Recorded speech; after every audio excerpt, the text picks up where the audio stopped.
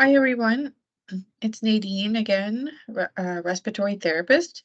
And today we're going to finish up our modules for pulmonary fibrosis. And module 4 covers the progression of pulmonary fibrosis. And we're going to discuss end of life and what that looks like.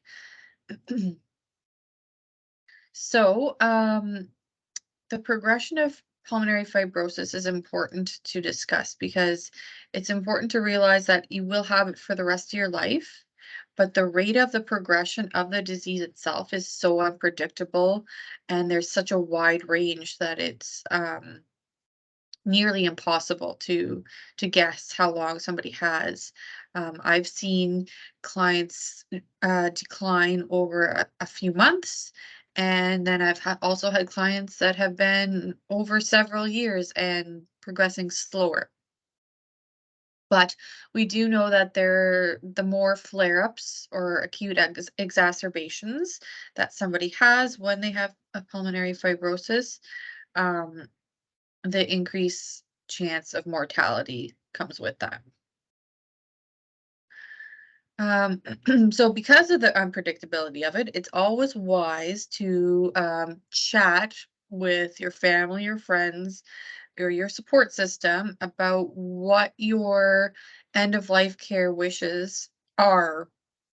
And that includes palliative care, hospice care, any advanced directives that you might have. It's never too early to start this conversation. And it's not only for pulmonary fibrosis, but with any chronic disease, um, in general. Um, Speak Up is a great resource for this kind of thing. They have different guides and workbooks for you to work through, ask you different questions or things you might not have even thought about um, regarding end of life. And so I have the website down below there. So check that out. It's really a great website. So what exactly is advanced care planning? So basically, it's kind of looking at your options for your future health and your decisions that can be made and figuring out what you'd like done. So it could be just, discussed verbally, or it could be a set of written instructions describing exactly what kind of care you would want in uh, or would not want.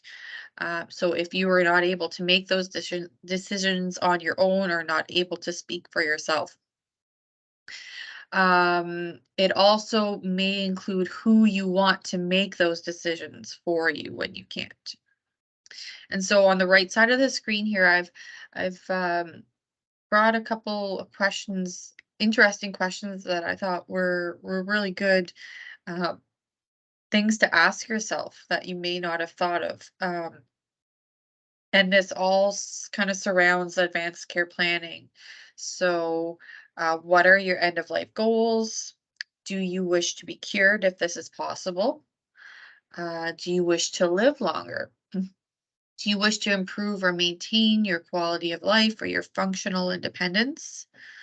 Do you want to be pain free and comfortable? What does a good death look like to you? Who would you like to be there to support you at that time? Where do you want to die? Do you prefer at home or in care, in hospice? Do you have any spiritual or cultural requests when you die? So these are all some considerations that you may not have even thought of.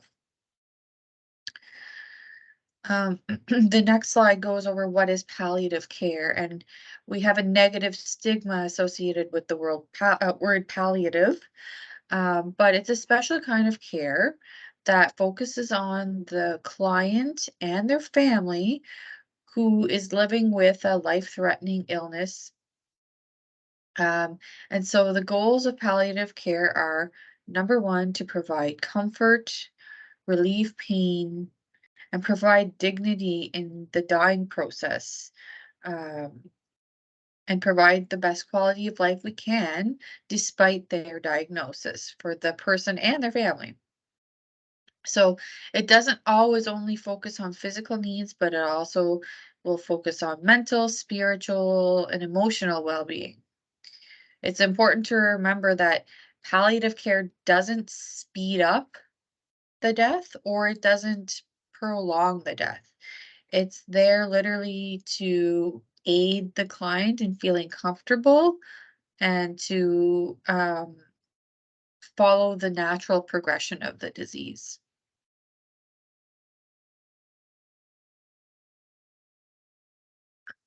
So this slide basically is a wrap up of all the resources that I used during these to put these 4 modules together on pulmonary fibrosis.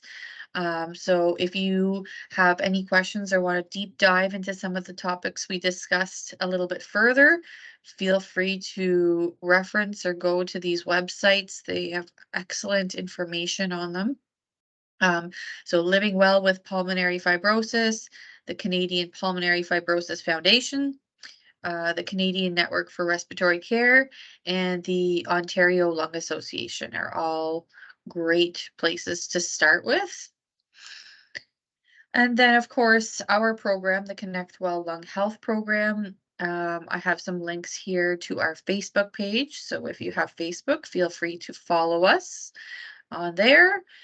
We also have a lung health YouTube page, which has videos, exercise videos, and it also has different videos regarding how to take different puffers, different breathing techniques, how to use different devices for lung clearance. So check that out. Some really good resources for anybody with lung conditions. And if you'd like and you want to refer yourself, please give us a call. The number is down there. Or you can speak with your practitioner and get a referral from them as well. So that basically covers up our 4 modules on pulmonary fibrosis. So it's a kind of a brief overview. There's some great information in those presentations. So I hope you've learned uh, a little bit about what you may have, or if you know somebody who has pulmonary fibrosis. If you have any further questions, please reach out to any of your respiratory therapists as part of the Connect Well Lung Health team, or your respirologist, or your primary care provider. Thanks again for listening. Take care.